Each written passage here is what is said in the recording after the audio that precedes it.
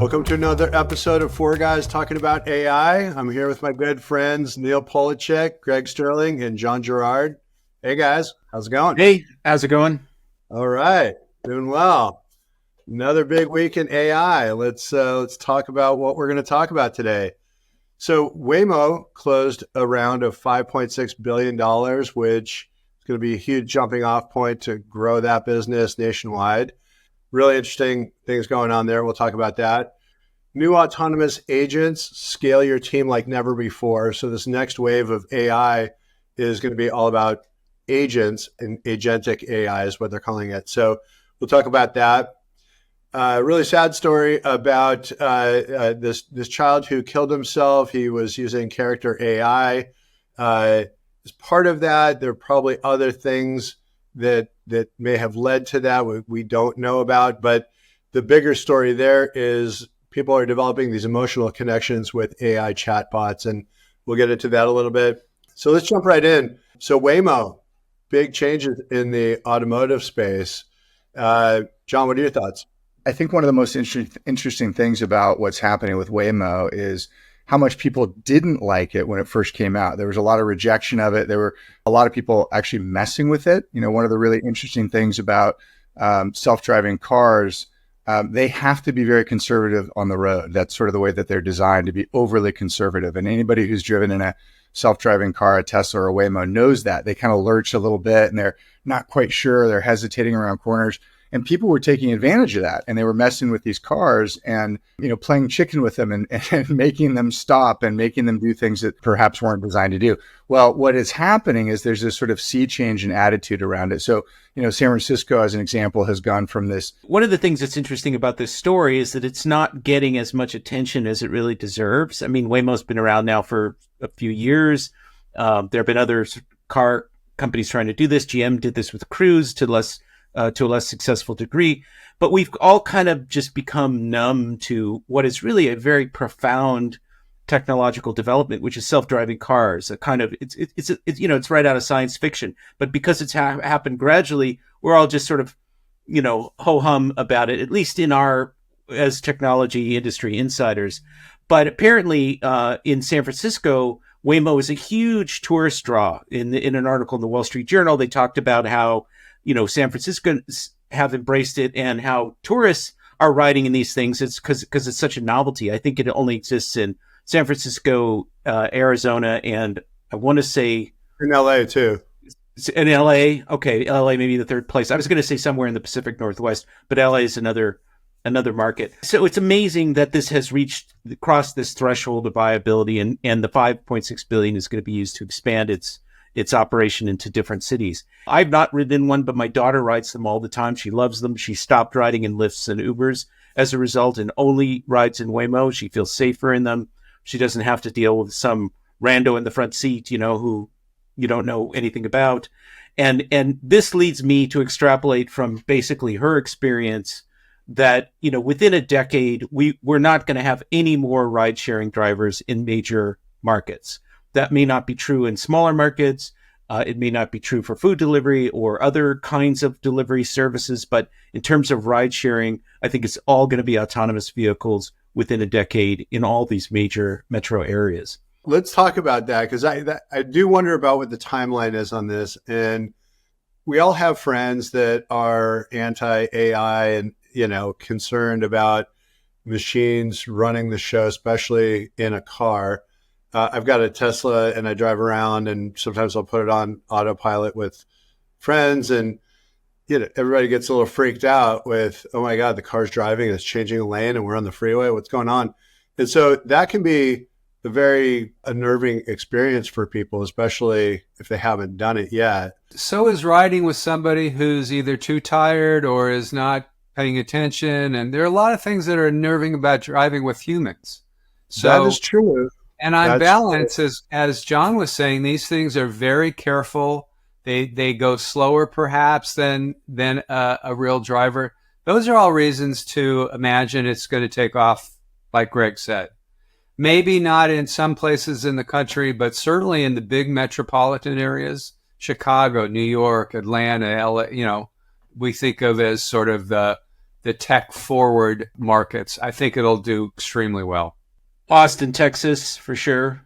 Yeah. Seattle. I grew up in LA. Neil grew up in LA, and you're in LA, Andy. And LA is a difficult environment to drive in. A lot of cars, a lot of people, Love a lot of driving people, in LA. a lot of people running late, doing crazy stuff, risk taking. But San Francisco is a very dense and difficult market to drive in because of all the hills, all the one-way streets.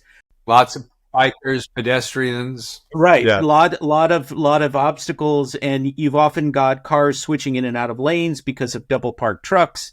And so it's a really difficult market to drive in, or city to drive in. And, like the song says, if you can make it there, you can make it anywhere. So I can imagine that if you can make these things work in LA and San Francisco, they're going to work in Tempe, and they're going to work in Houston, and they're going to work in Portland and New York City and all these places. You'll find resistance in sort of holdout markets where there's still some unions, probably, to some of this. But I just don't think human ride sharing will exist after, maybe it'll be a novelty. They'll keep some humans around for those people who want to, who want to ride with a person, right? If you're uncomfortable with the machine. So you're talking about ride sharing and just sort of like whether it's Uber or a Lyft. Are you talking about that being fully autonomous? Or are you talking about Yes. Yes, not all cars. I'm talking about ride sharing in particular. These guys would love to get rid of the drivers. That's their overhead. So if they can run their fleets without humans, or minimize the number of humans, that's probably more realistic.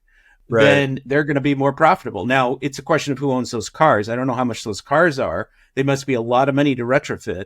So there's that issue. But in terms of ongoing costs, the driver salaries, liability, insurance, all of that, you still have to have insurance. But when drivers kidnap you or steal your stuff or beat you up, that's huge brand hit for the company and liability. You don't have any of that with self-driving cars. Big time. No, that makes sense for ride sharing in that regard. And figuring out the cost of the cars and how that plays in, that's a debt financing exercise. Yep.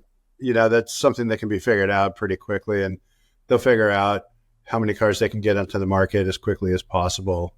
By the way, I would add one other kind of a factor here. I mean, this is four guys talking about AI. It honestly is in ways that it shouldn't be off the radar of most men.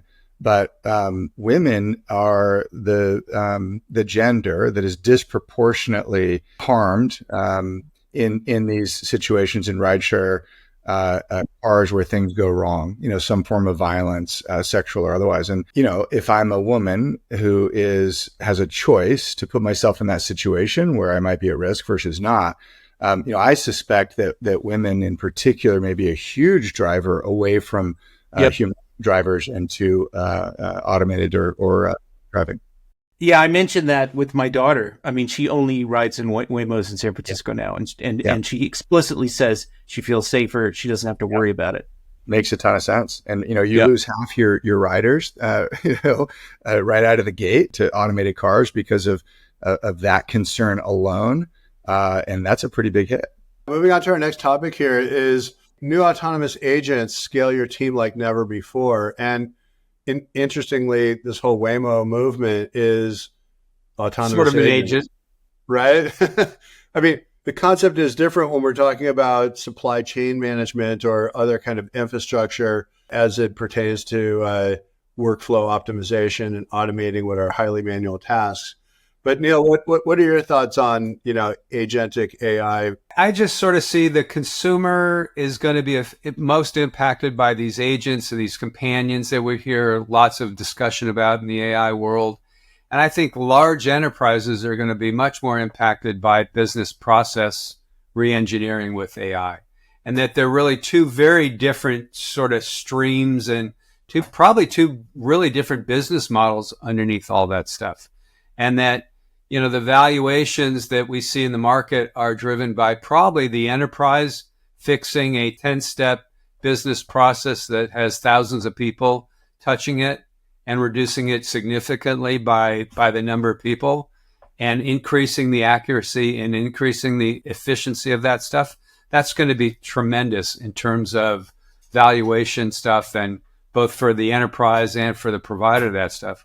On the consumer side, I think what we're talking about, these agents, these companions, are going to be how we as the consumer world experiences this AI stuff very significantly. If I were an engineer, I'd build a companion for a senior. The underlying sort of technology, which is the agentic execution, right? Autonomous sort of execution of tasks. And then on top of that, potentially, or distinct from that, as the case may be, is the notion of the companion, I think. I watched my 97-year-old mother age, and, I could call her, I called her almost every day, but, for 10 or 15 minutes. My brothers would call. She'd get a visit or two, but there were still hours of the day that were unoccupied. And she had somebody to talk about politics, or talk about a crossword puzzle. I mean, I just think there are tremendous use cases, particularly for that part of our population, that as they age, they lose connection. They lose kind of connection with their friends who have passed away. So having an agent or a companion that's built around the experience people have as they age I think is a fascinating opportunity in the marketplace. I really do. When you talk about longevity, and one of the elements of longevity is community, right? Yeah. Being connected, and it's a very strong driver of life and, yes. and will to live. And so, if you have that kind of connection, whether it's to an AI character, or it's to your community around you, or maybe that character, like you're saying, Neil, can help fill in some of those hours so that you're not feeling lonely during that and time. I don't think it's replacement. I think it's additional. It's not, You're not going to replace your human community with this thing, but it's going to augment it. I liken it to, other sort of critical elements in our lives. So that, another good one is nutrition, right? And we've invented ways to get calories that are great for us in, doing some of the supplements that have good nutritional value and that kind of thing. And we've invented ways that are horrible for us, like high fructose corn syrup. And so, the question I think for this ends up being, is this the organic vegetable addition to social life, or is this the high fructose corn syrup of social life, where it's all sort of these social calories? Of course, the answer is both, because, in a related story that Andy mentioned at the top of the podcast, there was this teen who, I believe he's 14, in Florida, in Orlando, I think, who killed himself after a period of time of what appears to be, according to the story, a deepening relationship with a character AI avatar, a female character that he then professed his love for. And apparently he expressed his suicidal ideation to this character. And according to the story, there was reinforcement of his intention to kill himself.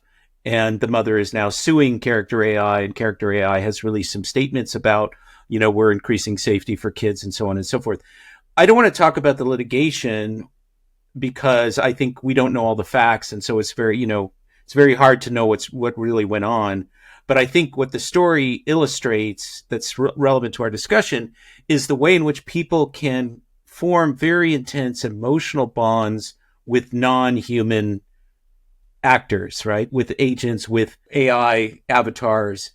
And so to your point, John, about the corn syrup analogy, I think this can be used in a benevolent way, a la Neil's suggestion that this is a companion for seniors to help keep them from being lonely. And it can be used in a very manipulative way or a very sinister way. And so the technology is neutral, and it depends on who is behind it and what the intention is. I mean, you could imagine a lot of scams. You could imagine, all kinds of things coming out of a malevolent version of this, whereas there's a lot of good. The AI therapist, the AI companion, the AI coach, life coach. There's a lot of scams today. I mean, my mother got scammed all the time. I mean, there's a lot of scams no matter what. This is a different order of magnitude, I think, because of the emotional, you can be deceived. You get a fake PayPal invoice and you provide your email or whatever it is. You can be deceived. When you form an emotional bond with something like this, I mean, this is the most extreme case. This kid kills himself, but there's all kinds of things that, you could have seniors who become very confused about the reality of this entity that they're interacting with, And especially there are going to be cases where it's not disclosed, right? I mean, so the most successful ongoing scam in the world right now is the love scam, right? And that is, we each get 1 to 4 of these messages a day at this point that says hello, or says, "This is hi, Sarah, how are you? Oh goodness, I must have the wrong phone number for Sarah. I'm gonna be in town on Saturday. Are you available? Yeah, do you mind if we are friends or whatever?" Right. So for anybody who hasn't played that all the way out, the way that goes is that this person on the other end, who up to this point has mostly been an actor in China or Southeast Asia or Africa, engages and tries to build a relationship, and then over time uses that leverage to extract money in various ways, either in the form of, "Hey, I want to buy, I want to come see you. Can you give me a plane ticket?" Or, just, "Do you love me enough to send me $1,000?" That kind of thing. And they are unbelievably successful scams, and they are going on to this day. Now, given this is prior to Gen AI, this was the biggest scam. So guess what happens now, right?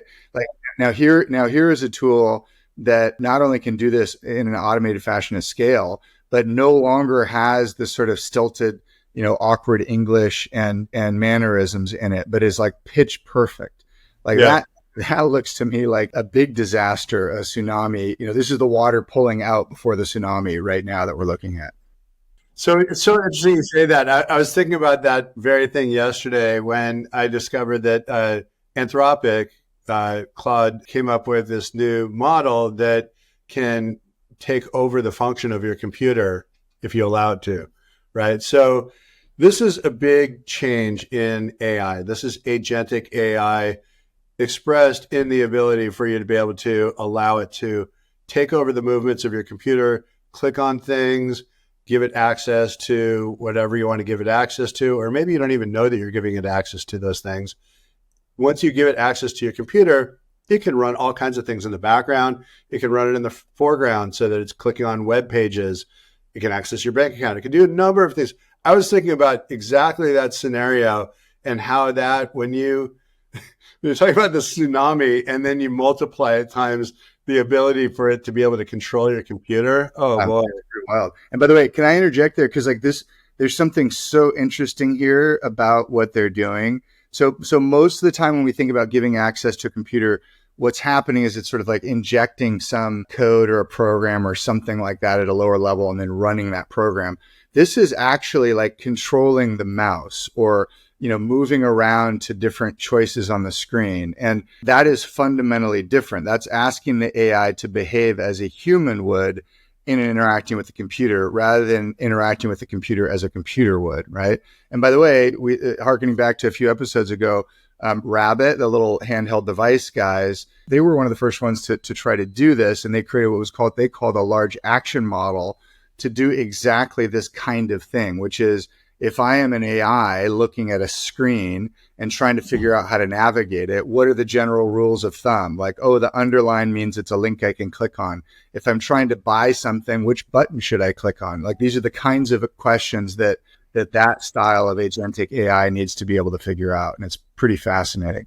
It's interesting. I wasn't thinking of the doomsday scenarios. A lot of people will be trying to emulate this, and then it becomes a new kind of phishing, right? But anyway, putting that aside, I was just thinking about voice control of your entire computer, right? So if you have the Star Trek computer, which Google has long professed as a model for its own search functionality, the idea that you could really turn over your computer to this thing and you could just talk to it and it could do all the functions without you touching it. Now, that's great for accessibility for certain folks. I think that's really fascinating because I try and do all kinds of things on my phone using my voice, and like 50% of the time they just don't work.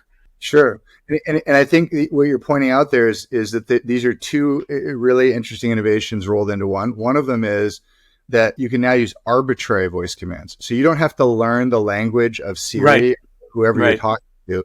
You can speak in natural language and say, hey, there's this book. Let's see, what's it called? Oh, it's a new Michael Crichton book. Could you go get that on Amazon and ship it to my home? Like you can talk like that. And, exactly. And the way that AI has been developed up to this point, that can be interpreted And then the second big innovation is interpreting that into a series of commands that can be delivered to the interface, right? So now the intent of what you're asking is being understood in a different way than it was before.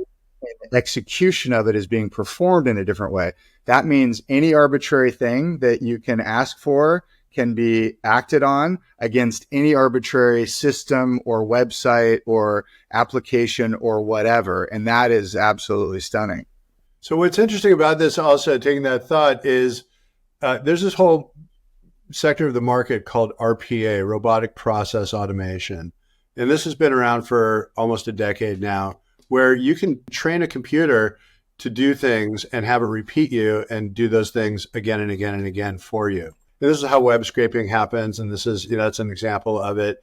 But, if you have a process, you can just press record on your computer and it will record your actions of what you're doing. It'll remember that and it'll repeat those steps hundreds of times, right? Thousands of times. There are these very large libraries that already exist that have been trained over the past 10 years that when you now take that and you apply it to this new Anthropic model, you can really do some pretty impressive things very quickly. And the multiplier, the machine learning effect of that really can step things up in certain industries quite a bit. I think also about marketing automation, maybe that's a sort of a sidebar, but a lot of what AI, at least in a business context, has been about so far, generative AI has been about marketing, but you could basically automate some enormous number of functions using this kind of approach. Hypothetically, it seems to me. I mean, I'm not as technical as you guys. Yeah, so we just heard word that Phil Lesh, the bass player of the Grateful Dead, passed away, and just want to take a moment here to acknowledge that. Very, very sad moment to hear about that. I personally was and still am a huge fan of Phil and the Dead, and it's a huge loss for the whole community. He was quite the warrior and changed the world in a number of ways. So put on your favorite tunes and celebrate his life accordingly. Yeah. I think he was the oldest member of the Dead. He was. Yeah. I think he was classically trained. I think he had a classical music education. That's right. Yeah. So he came at this from a completely different angle. It was a big part of the reason why they evolved their music in such a complex way. I mean, of course, Jerry and Bob as well were hugely collaborative in that process, but Phil early on stepped up their game quite a bit in musically and in terms of musicality, musicology, and how songs are structured, and creating the archive and legacy that they've created musically. It's a punch in the gut for anybody who's a fan. So all right. Well, I think for that, what I think we should do is wrap it up for this episode here, and have a moment of silence for Phil. Open up your heart for Phil and the Dead and the families who and everybody who's part of this community, to celebrate his life and give thanks for that. And hey, we're moving on as we do in life, and we've got some amazing things happening in our lives. He was a huge innovator and early adopter of technology, and so it's kind of fitting that we weave this into the discussion. Early on, Phil in particular was an early adopter of the internet and a lot of technology that the Dead adopted, and it seems to be fitting in this context of AI. So we'll just leave it at that. There'll be dark clouds over Marin County this weekend, I'll tell you that. Yeah. Well, everything is impermanent, and so it's important to appreciate what you have while you're here, and don't hold back. Exactly. So true. All right. Well, on that note, have a great week, and we'll pick it up next week with more exciting things going on in the world of AI. See you guys. Bye.